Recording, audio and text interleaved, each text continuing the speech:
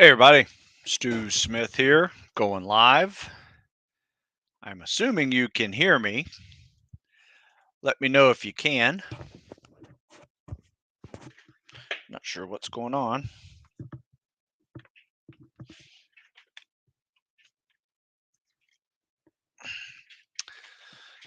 So as we wait on people to come on, we will make sure everything's working. Let me check my settings here. Test, test. Oh, good. Yeah. Everything's working. Cool. All right. So happy Monday. Hope you're doing well. Getting ready to fire up this week. Um, it's a bittersweet day for me today. Um, it is getting into that end of summer, beginning of fall season for us. So, like, for instance, a big indicator of that is my son is leaving today for college, um, which sucks because I lose a second workout buddy, and he's fun to coach.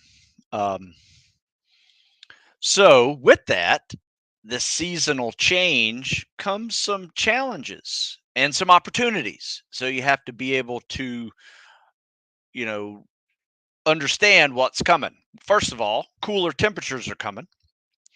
So that may mean you have to dress warmer to train outside, or it's been so hot where you are that now you can run more outside and not die of heat and humidity like deep south.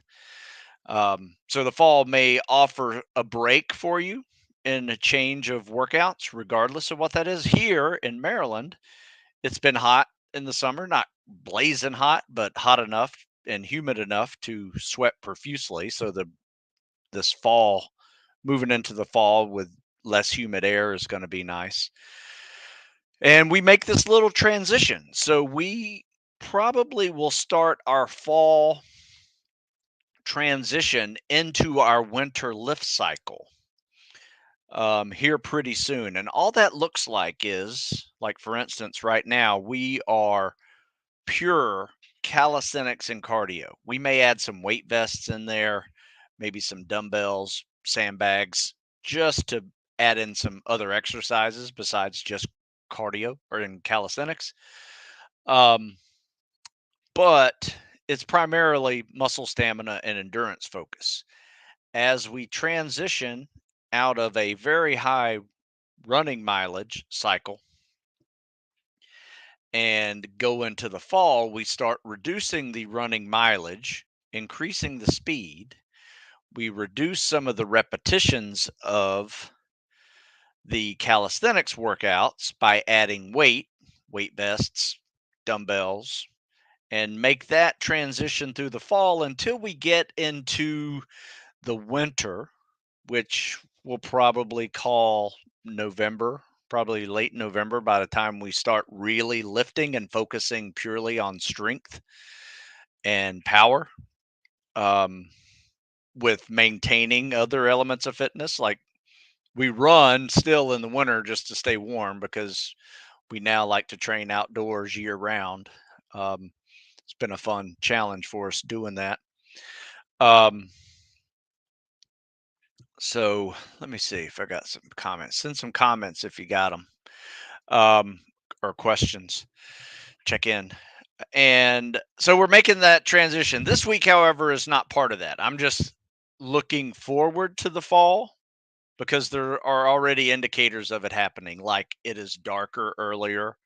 It doesn't sunlight doesn't show up here in Maryland until 6:20 now, where we start our workouts at 6, so it's almost dark, um, almost light.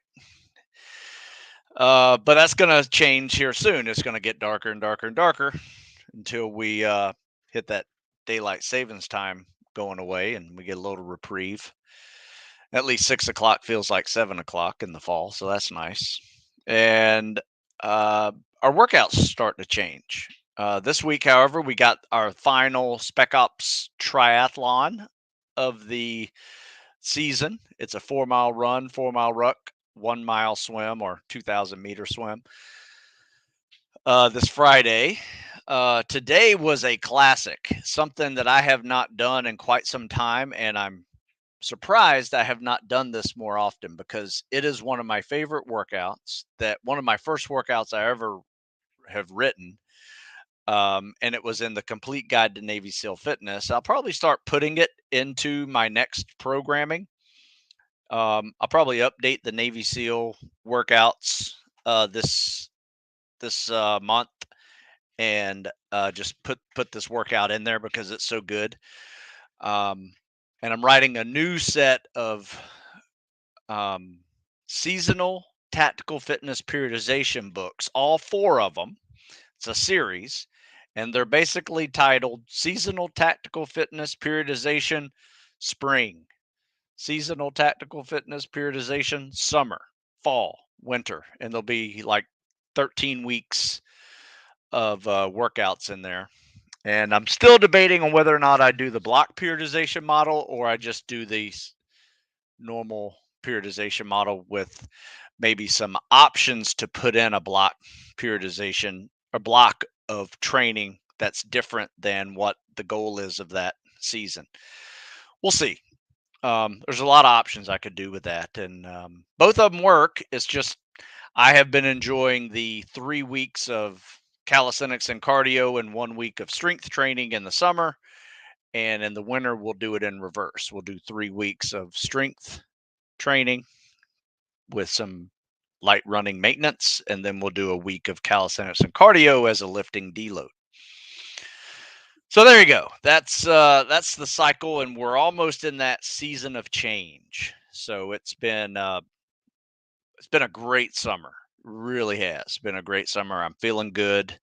Though I will tell you, towards the end of August, September, and even into November or October, you start feeling the aches and pains of a lot of running. If you're running 30, 40 miles a week, you know, for multiple weeks, you start feeling a little burned out of running.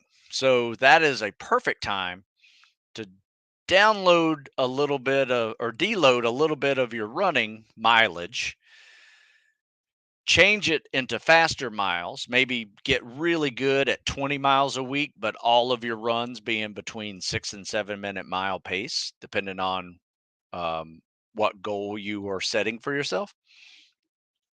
And that will help ease some of the volume issues that some people have. And then do the same with your calisthenics instead of doing, you know, pull up workouts of 200 reps, or 150 reps. You drop down to less than 100, something like that. So, anyway, today I wanted to remind you my favorite workout that I have not done in a very long time that I did today is a classic pull up pyramid where you go 2, 4, 6, 8, 10 of one grip, so regular grip, and then you go 2, 4, 6, 8, 10 of wide grip, 2, 4, 6, 8, 10 a close grip, 2, 4, 6, 8, 10 reverse grip, 2, 4, 6, 8, 10 commando grip, and that equals 150 pull-ups. Now, to rest your pull-up muscle, so you're not just constantly doing pull-ups, you do push-ups in between, but you double whatever you did on pull-ups. So at the end of this workout, regular grip, you've gone 2, 4, 6, 8, 10, but your push-ups have gone 4, 8, 12, 16, 20. You do that for 5 different grips. You got 150 pull-ups, 300 push-ups. Then the kicker, the hard part of this one was you had to run a mile pretty fast in between every grip change. So you added in another 5 miles of running, and then we went swimming. So good workout today. And that was a fun one. Tomorrow's going to be a hill day like we always do on Tuesday. Mobility day is on Wednesday. Got another weight vest, pull up, push up workout on Thursday. And then our Spec Ops triathlon on Friday. And then we got a big full body, kind of like the Sam Baby Devil Murph, which is a fun workout.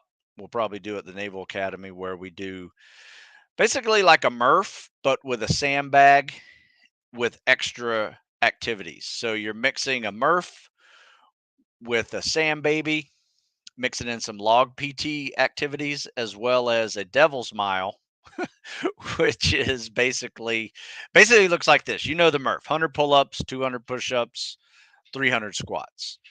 But we're going to add a sand baby to the squats and only do 150, but we add in chest carry sit-ups and we add in chest carry lunges for 100 lunges per leg, and we add in dips, and we add in a mile run every completion of that circuit, along with a bear crawl and a fireman carry. So it's a lot going on Saturday, and it's a fun little workout. It's not as bad as it sounds, to be honest with you. I mean, I still do it, um, even at my age, and the younger guys are crushing it. So it's a fun little workout. So, if you guys got any comments or questions, let me know, and we can go on. Some reason I'm not seeing any comments. Huh? Not sure why. There we go. First comment. Peter says, "Live in Virginia Beach area. Do you know of any training group here by chance?" Um, well, Jeff Nichols lives down there. Check out Performance firstus.com. Um, he does a lot of podcasts with me. So if you watch some of the tactical fitness reports, you'll see both of us talking. Just talked to him yesterday. We're trying to set up one this week as well. But scheduling issues are always the issue. Um, hey, this isn't really a training question, but my biggest struggle is getting up early. Do you have any tips on how to give me extra push in the morning? Good question. I have made getting up early a habit, and I have enjoyed early morning workouts since I was in high school. So I was actually doing the math the other day, and I have been working out for over 40 years. I'm 53 years old. I started around 12, 13 years old, and with weights and calisthenics and preparing for high school sports. Um, so for me, it's just part of my DNA. But for you trying to start it, my suggestion would be to, first of all, go to bed earlier. So an hour earlier than you're used to getting up is not that tough. You just shift your sleep hours a little bit. I tend to wake up about 5:15, start working out at 6, but I'm usually pretty much a zombie by 9:30, and I will rarely see 10 p.m. Every now and then I will, but most of the days of the week I do not see 10 p.m. I'm out. Um so yeah, that is what I would do. Also, if you're trying to work out early in the morning, um I would avoid a second workout in the evening that's close to bedtime. I found that anytime that I do like a 7 or 8 p.m. workout and I'm done by, let's say, 8:30, 9 o'clock, and I'm trying to be in bed by 10, I'm up for the next 2 or 3 hours wide awake, can't go to sleep. So sometimes that can interfere with your um, morning training routine as a secondary workout that goes too late in the evening. Um, but primarily, it's lay off the caffeine after 3 p.m.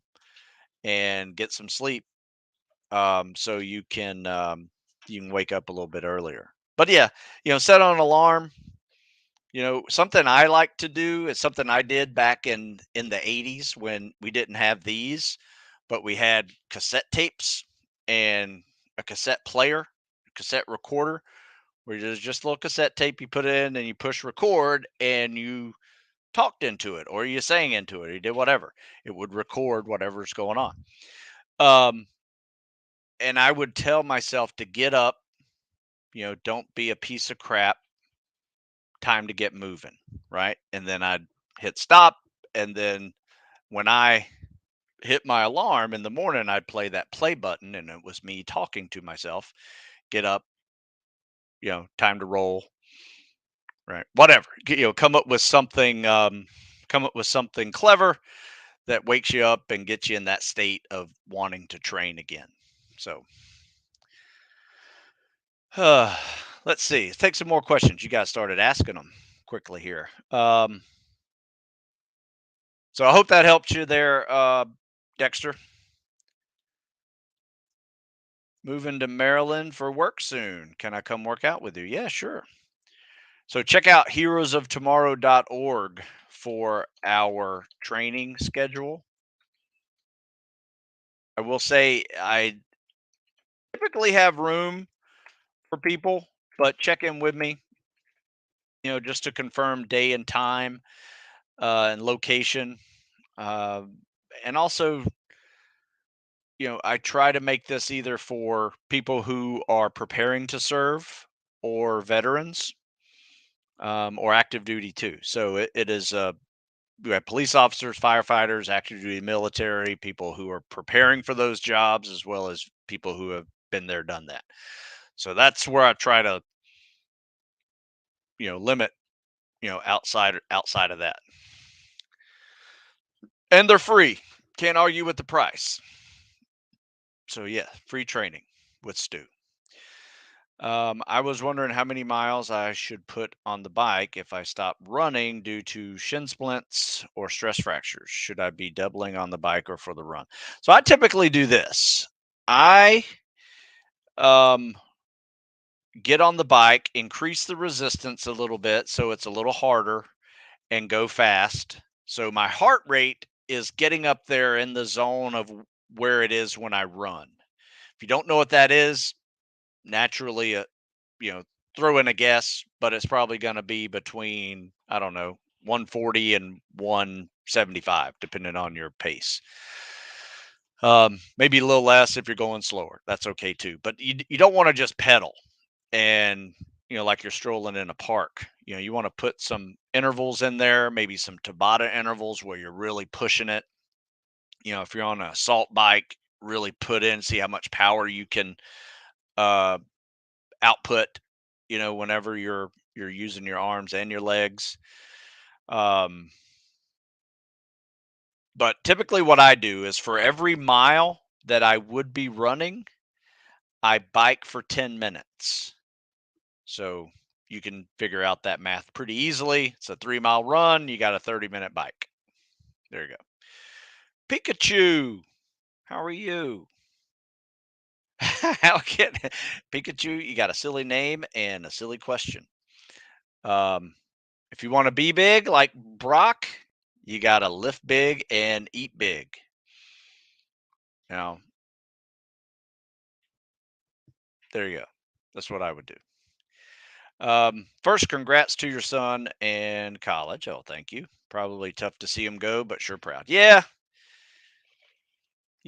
it's fun to watch him grow up. And the cool thing is he's plotting his own path. It has nothing. He is going his own way, and he's looking into um, criminology, cyber war, cyber, um, global war on terror type major. I'm not sure what he's going to do with it, but we'll see. Might be interesting. All right, inspiring workouts this week. Just listening is a good way to start the week. Oh, thank you, Tom. Week 5 of baby boomers workout is much easier. Yeah. Yeah, that one's a little bit easier, but it's designed to be easier, right? So, for example, if I'm supposed to run 6 miles, should I do 12 miles or more on the bike? I think I just answered that question. I wouldn't worry about miles on the bike. I would worry more about time. So instead of 6 miles, go for 60 minutes. There you go. Let's see. Also, the other day I heard you say something, you work out because you don't want to work out to build discipline. I actually tried that the other day and it worked. Yeah. You know what?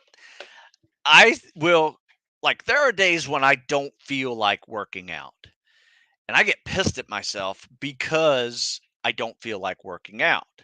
So, therefore, I go work out anyway because I don't feel like working out.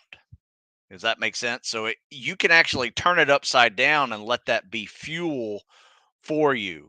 And all it is just controlling your thoughts instead of thinking that you're tired and fatigued and you need rest. And no, there are days when you do need rest, right? I'm not saying work out 7 days a week. I take a day off and I do a mobility day in the middle of the week. There are 2 easy days in my week scheduled. Um but, you know, if it's a Monday or Tuesday and I'm just didn't sleep well or whatever, I will work out because I don't feel like working out. And that is something I learned a while back ago, and it has been useful for me ever since. Um, and I'm glad it worked for you. So there you go.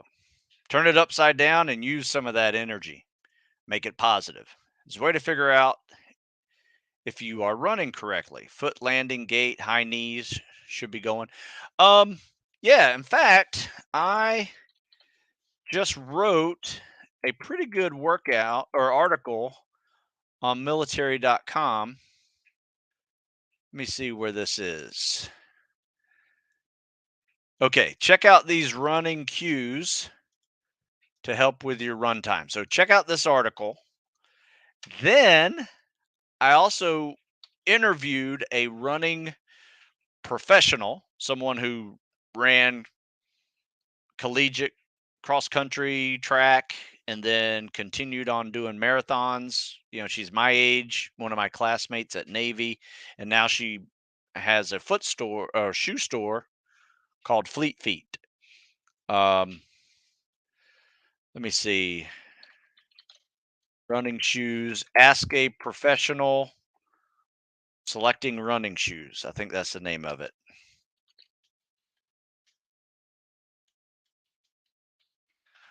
All right. So I know it's up on military.com. Some reason. Oh, there it is.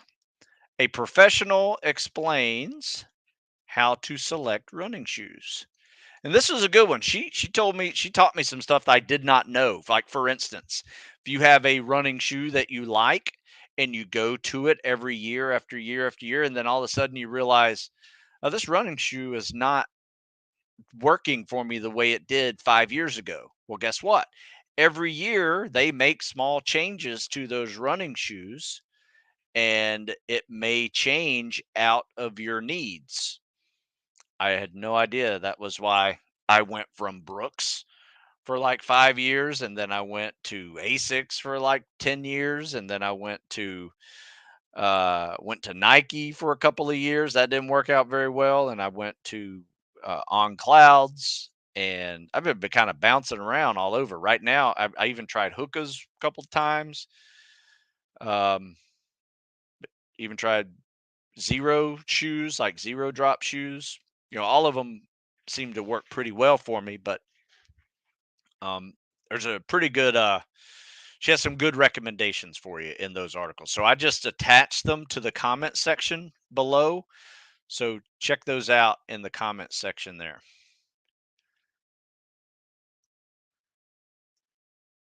Okay, so how often would you recommend lifting weights compared to calisthenics and mixing them with the run swims? Well, I will tell you this. I run and swim 5, sometimes 6 days a week. I probably don't run 6 days a week, run more like 5 days a week, but I will swim 5 to 6 days a week. And I do calisthenics 5 days a week in the summer. Um, in the During our deload cycle in the summer, when we're shifting into our weight week or the winter lift cycle, we will do the same, just run less, swim more.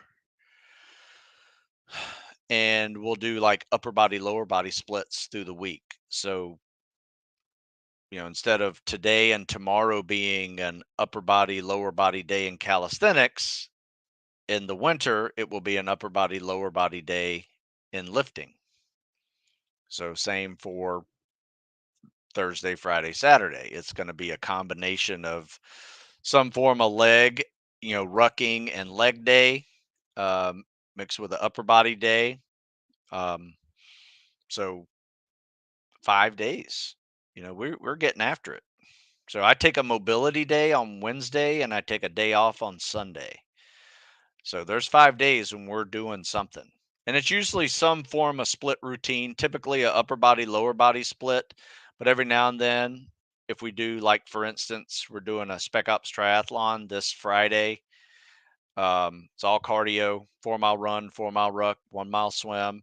The next day is a full body day. So it's pull ups and squats. And it's basically like a Murph plus some extra credit stuff. Um, but if we were to do a Spec Ops try in the winter, which we do sometimes, um, we'll do something similar. Not quite lifting so much. Like full body day lifts are exhausting. I mean, they take a lot to recover from. So I like the split routine on the lifting cycle. So I have done some full body lifts, and you pretty much need to do a full body day with mobility and cardio in between each, maybe even throw a day off in there because it's hard to recover from a heavy bench and a heavy squat in the same day in the next 24, 48 hours. So that's where you have to be careful when you are, doing these kind of things. And then when you start mixing calisthenics and lifting together, a high volume calisthenics day, I treat just like a heavy lifting day and try not to do pull ups again. Like today, we did 150 pull ups. In fact, if you do count the warm up, we did 165 pull ups and 300 push ups. I'm not planning on doing pull ups and push ups again until Thursday. So give myself, today and the next 2 days to recover from that. So you have to do the same thing with lifting. I treat high repetition calisthenics the same way as do as lifting recovery because you need it, because it will blow you up. Okay, let's see. Hope that answers your question. Um, okay, let's see. Dylan, what's up? Could you maybe re-emphasize the importance of buying fins, booties, night Gen 2s for practicing fin swims and boot runs before shipping? None of my fellow Deppers have any. Yes, it is important to play in the gear that you will be issued. Now, I will tell you this. Back in my day, I ran in boots about 50% of the time of my running. I tried to do it on more softer ground than pavement, um, like beach or trail running. And then the other 50% of my runs were in shoes, and those were wherever, sidewalks, roads, track, whatever. So about 50% of my runs were in boots, 50% of my runs were in running shoes. And that was fine. I didn't see anything wrong with that. Swimming with fins, my suggestion is maybe take a scuba course, somewhere in your time of training. That way you will be kind of forced to buy scuba fins, and you want to buy the, harder, thicker fins, booties that go with them. You don't want a slip-on pair of fins or a split fin that's really easy to paddle, um, or kick. You want to really be using your legs to be able to do that, because you have to get your ankles used to the stiffer rocket fins and jet fins. I personally prefer the jet fin over the rocket fin. Um, you may be issued one or the other whenever you are out there. You can see they look just alike. So if you can, try to find a pair that's already broken in pretty well and it's kind of flexible, because the stiffer that gets, the harder that is on your ankles, especially if you're not used to swimming with fins. If you're used to swimming with fins, no big deal. Your ankles are going to be hyper flexible, so they can handle the stress of that fin moving through the water. Um, but yeah, I would definitely recommend it. I saw on Instagram there's a website that's linked to it. ATAC Tactical, I think it is. Let me see. I thought this was a really cool idea. Um, it's a lot to keep up with if you're trying to be a store, online with all the different sizes and stuff and returns. So let me see. Oh man, ATAC. Can't remember what. ATAC official. There it is. So if you guys go to the Instagram ATAC official, they basically supply U.S. Special Operations candidates, rescue swimmers, um, with all the gear that you need, depending on what branch of service you are seeking. So check out this, and you'll see it. And they got a website that's attached to it, but you can get everything you need right there. Now, it's not cheap. If you see what you want on ATAC, another idea, if you want to save some money, is go to eBay, because eBay is filled with rucks and boots and fins and masks. People who no longer scuba dive, you can find some pretty good deals over there. So maybe comparison shop eBay and ATAC, and you at least see the type of gear that you need, um, to help train in and just be prepared for it whenever you get there. Let's see. Got a question. What do you think about the Navy diver? I think they're great. Is it difficult to get in? I'm 23 and hoping to join the Navy at 24. It's not easy. Um, there is a phase of diving that dive prep, they used to call it, that is hardcore. I mean, it's up there at Great Lakes, and right after boot camp, you have to endure some really hard treading tests. So if you want to go Navy diver or EOD, this is what you're going to have to endure. So check out this article I just put into the comments section. It's basically a selection right after boot camp. So make sure you are a really good swimmer. You can tread like nobody's business, no hand, at least 10 minutes. Um, and you're just comfortable in the water, because that's what it's going to require. So there you go. And there's some good YouTube videos out there too of dive school, what they have to go through whenever they're going through like their pool comp activities. So it's legit.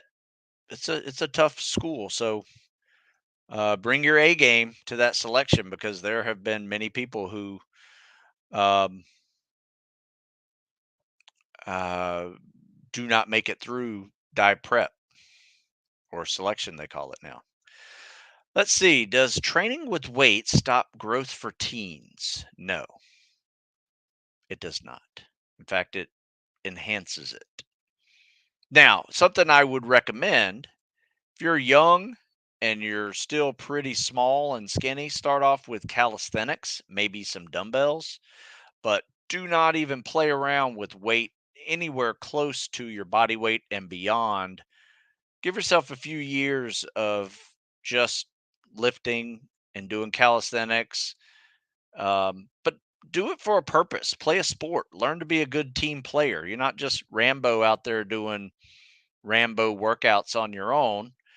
Go learn to be a good team player somewhere. Be on a team. Be on a sport. Um, I don't care. Be in the band. That's a great team activity. You can't play a song with 20 different instruments without being together as a team. So whatever floats your boat, learn to be a good team player, because that's equally as important as you being in good shape. But at 14, I was lifting weights. In fact, 14, what's that? Ninth grade? Yeah.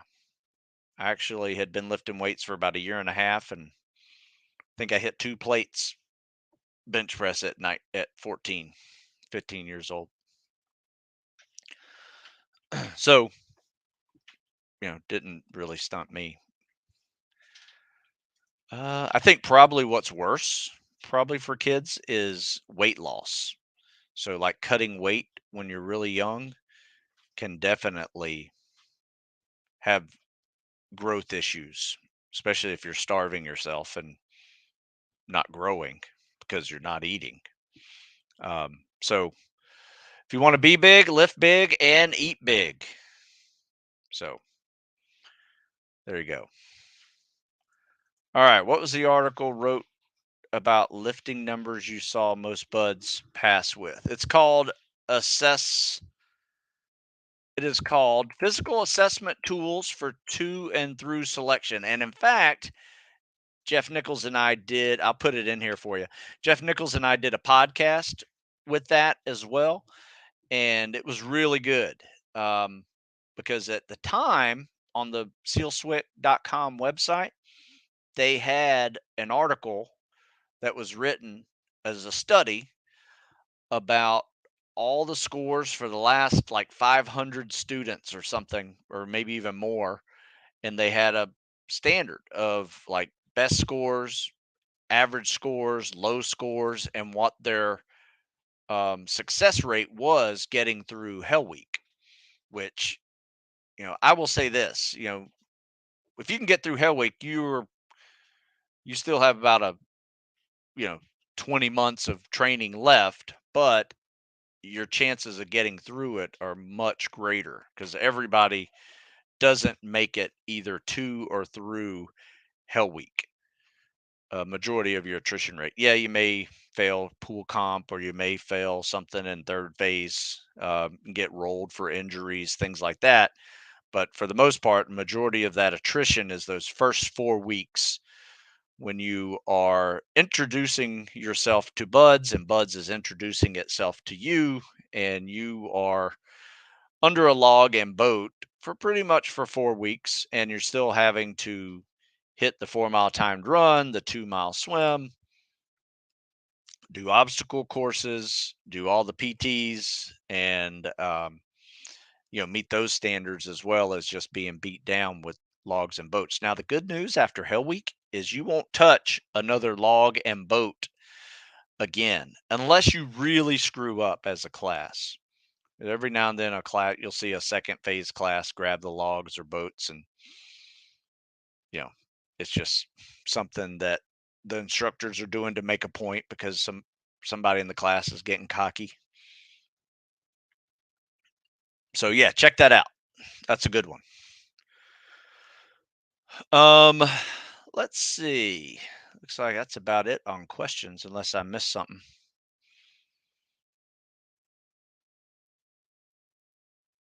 I don't see it. I don't see any more questions. Um, let's see here. I do have a compete code for you guys. Compete20 saves 20% at stewsmithfitness.com. Check that out today. Get yourself some programming. Navy SEAL EOD diver workouts. If you're looking for the next phase of the winter lift cycle, this is a great one. This is my block periodization model, increase strength, crush the PST. Gonna have to change the title to this one because it's no longer called the PASS test. It is now called the initial fitness test. But yeah, basically that one is a block periodization of 3 weeks of lifting, 1 week of calisthenics and cardio done through the winter months. And what that 1 week of calisthenics and cardio is primarily a deload from the lifting, but it's a maintenance for calisthenics and cardio. And what I found the last 2 winters we did this was that people were getting stronger, putting on mass, and either maintaining or even improving elements of their PST or PASS test or IFT. So pull-ups, push-ups, sit-ups, mile and a half, and 500-yard or 500-meter swim. So that was a neat thing to witness, because a lot of times during previous winter lift cycles, where you really focused on strength and power, you just tried to maintain some of your calisthenics and cardio numbers, primarily just using those as warm-ups and cool downs, to be honest with you. And I found that people were able to maintain it. Some people were able to improve PST numbers with the deload, um, from all those miles and reps. They came around in the spring much stronger. Um, but it was a remarkable difference between the two. Both of them worked, but I just saw the block periodization work really well for our local groups that were doing it with us. Looks like we got a few more questions here. All right, I'll take these, and I probably got to head out. Got to, like I said, got to move my son into college. How long do you think it would go to drop 29-minute 4 mile to 28 minutes if you solely focus on running and maintain it? Well, I'll tell you what, there's no need to solely focus on running. My suggestion would be mix in swimming, mix in biking, get in a lot of cardio, still do your calisthenics. You don't want to just run, because you're going to neglect something that you're going to have to make up later. So it won't take long. I've seen guys do it in a few weeks. You're not asking a lot out of yourself when you go from a 29-minute 4 mile to a 28-minute 4 mile. I mean, you're only asking about, let's see, that's a 7-minute mile for a 28, and for a 29, what is it, 7:15 mile? Yeah. So you're asking to run 15 seconds faster every mile. So learn your pace. Start practicing 7-minute mile runs. Stay away from the 7:15 mile pace runs. And yeah, it shouldn't be long at all. I've seen guys do that in a matter of weeks, not months, put it that way. What are some fairly simple training tips, workouts to improve swim times? Have you ever heard of the 50-50 workout? It's basically what you are asking. So I'm going to put this up there. If you haven't heard of it, I'm not sure what rock you've been living under, but this is it. I post this one all the time, show remarkable improvement. I've seen guys go from 10 minutes to 8 minutes in 3 weeks. But check out the 50-50.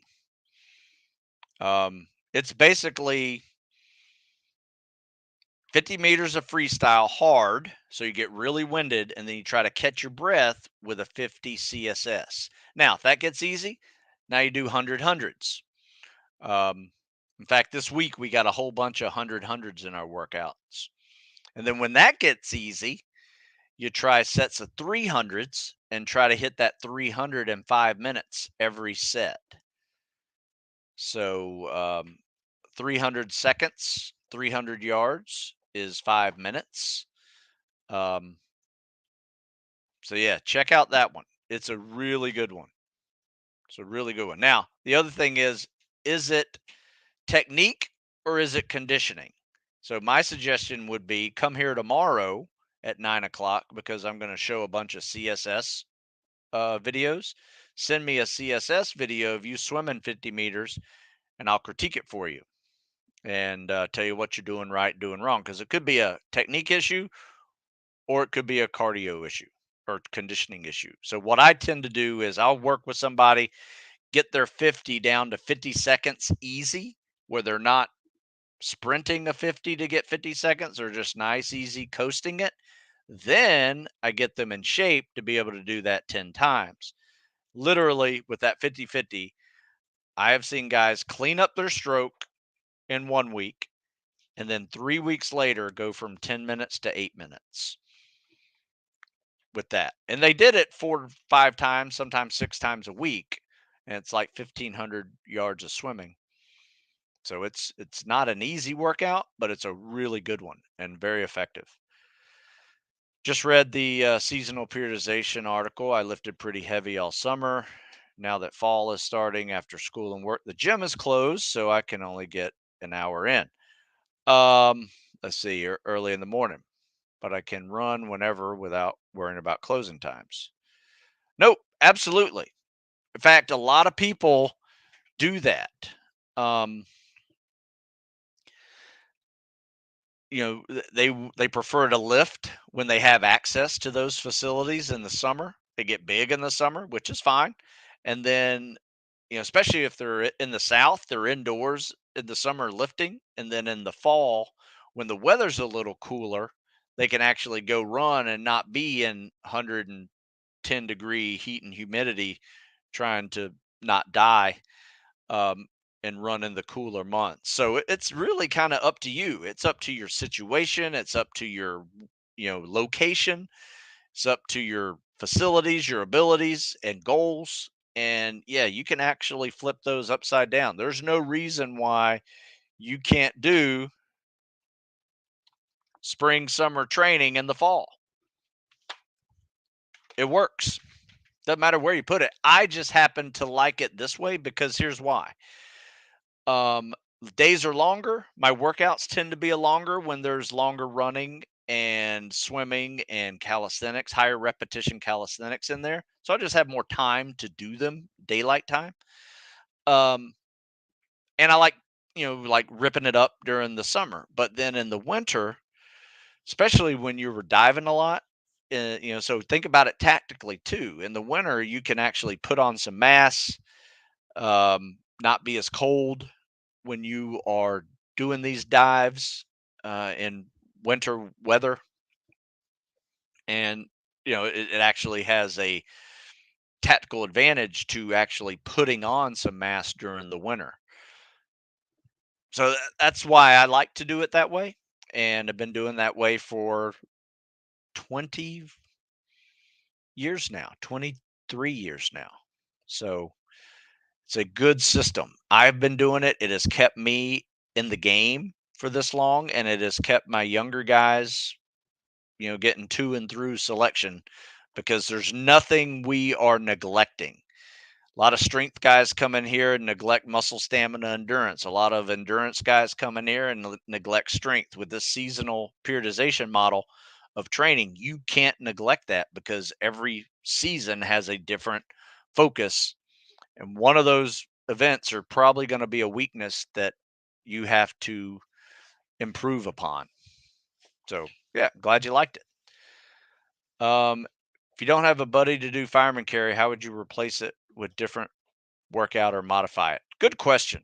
I usually do it with either a very heavy sandbag, so like 100-pound sandbag is sufficient, or get yourself two like 75-pound dumbbells and just carry them like a farmer walk. Both of those suck. Um, with the 100-pound sandbag, you can probably like slow jog it a little bit, do like a short stride shuffle, um, instead of a walk too. So that's how we do it. I've done it with everything from wearing a backpack and carrying a pallet over my head to wearing a backpack and a sandbag over my shoulder that came up to about 110 120 pounds, and then if you really want to make it hard, you can walk it up a hill or up and down stairs. It's kind of up to you. So give that a shot. Any recommendations on how to deal with medical epicondylitis in the elbow from constant pull-ups and lifting? Been bothering me for months. Be honest with you, I don't even know what that is. Um, I mean, I can try to Google it real quick, see what that works, but I can't even cut and paste it. Eh, epicondylitis. Yeah. My advice is put some compression on it, heat or ice it, whatever makes it feel better, and rest it. Condylitis, epicondylitis. It is tennis elbow. Why don't you just say tennis elbow? Don't be a dork. Is a painful condition that occurs when tendons in your elbow are overloaded, usually by repetitive motions of the wrist and arm. Yeah, you're gonna have to take it easy on that. So, yeah, tennis elbow. I have been able to work through tennis elbow. You may find a couple of different things bother it. So, is it a pushing exercise that bothers it, or is it a pulling exercise that bothers it? Are you pulling up? Pull ups hurt. If push ups hurt too, you're kind of screwed because if pulling and pushing hurt, there's not much you can do. However, have seen it a little milder case where maybe just pushing hurts or just pulling hurts. Um, and you might be able to do one or the other, or maybe do a lot fewer repetitions of the other so it doesn't stay inflamed. But basically, it's a tendonitis that, if you warm it up, you can probably get through a workout of moderate to low repetitions. Um, and I would avoid heavy weights and I'd avoid high repetitions. So there you go. Yeah, if it's been bothering you for months, yeah, it's time to try some compression on it. Like I've done a few times with that little wrap, put it out right here, and that was very helpful. But sometimes it's either here in the forearm or it's here in the just above the tricep and bicep, connection of the into the elbow. So kind of depends on which one it is. And probably the location of that's going to determine if it's a pulling or pushing injury. And you might not be able to do one or the other. So play around with it. Play around with grips too. I've also found that if you're doing pull ups and this hurts, you might feel better this way. Or if you have an option to do a neutral grip, you might still be able to do a few repetitions of neutral grip and at least feel like you're doing something. But I would seriously drop your repetitions and drop your weight. Um, and just give it some time to heal. So there you go. Let's see. Thanks for all the content. Currently 29, about to turn 30. Have always wanted to join the military. Someone who is 30, what SOF unit do you recommend? I'm skinnier frame and would need to train for a year and looking at Army SF, but think my body type might be more suitable for SEALs. Well, there is an age limit in SEALs. You might be able to get around it with a waiver, but I don't know how that works anymore. And if you go to sealswick.com, you will see that there's an age limit of 29. Um, if there's if that is untrue, it has not been changed on sealswick.com, and until that is, um, I am going to just assume there's an age limit at 29. Though I have seen waivers of people getting into it past 29, so it's not impossible. Um, I have seen guys in the Army. I think the last Army graduation I went to was there was at least a 39, 40-year-old guy that graduated Army SF. Um, and recently I was running with a SEAL, former SEAL, retired, who was 38 when he went through SEAL training. So it can happen. Um, but yeah, you probably need to put on some mass and get to lifting, but also, don't neglect your cardio as well. So I would think personally, a good block periodization model for you would be um, either one or both. You got the spring summer block periodization model, which is a good one, and then you have this one. Sorry, got the winter block periodization model, which is a really good one too. It's just an opposite. So you're always focusing on strength during the winter cycle, but you have a deload week, a cals and cardio, where you kind of maintain your cals and cardio, and then in the summer you're focusing on your cals and cardio, muscle stamina and endurance, and you take a week deload, decrease the running, decrease the reps, add some weight, and you focus on some strength for a week. And it's been fun. It's been a fun break in the monotony of, high repetition and high running mileage. And it's been a break in, quite frankly, lifting, heavy week after week after week is exhausting too. So it's been a good actual recovery week for both. So check it out. Golfer's elbow. Yep. Tennis elbow. Yeah, the band for the forearm works really well. So Tom, I've had it too. I had it. You know how I did it though? I did it power cleaning. So I'm going to call it power cleaning elbow because I don't know what happened, but something popped in here and my forearm was messed up to a point where it hurt really bad for about a year doing pull ups this way. But I was able to do pull ups this way. So I had that band on it and that helped, um, and just slowly went away. So yeah, I would definitely get that compression sleeve or a band to help you with that.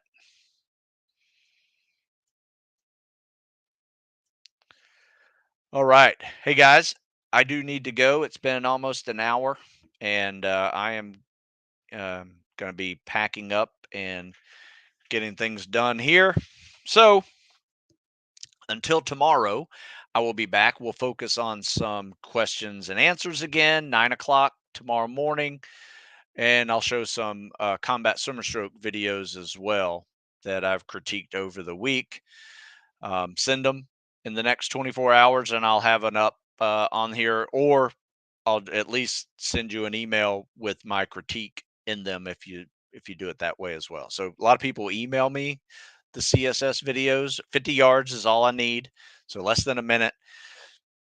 And then some people will also DM me at Instagram, and my Instagram handle is the same as my TikTok, which is, by the way, if you're looking for CSS critiques, that's all I have over on TikTok. So Stu Smith 50 is my TikTok. It is also my Instagram.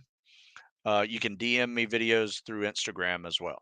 So, all right, there we go, guys. Don't forget StuSmithFitness.com. Save 20%. Compete 20 with a coupon code, and you save some money. All right. Until tomorrow, we'll catch you later.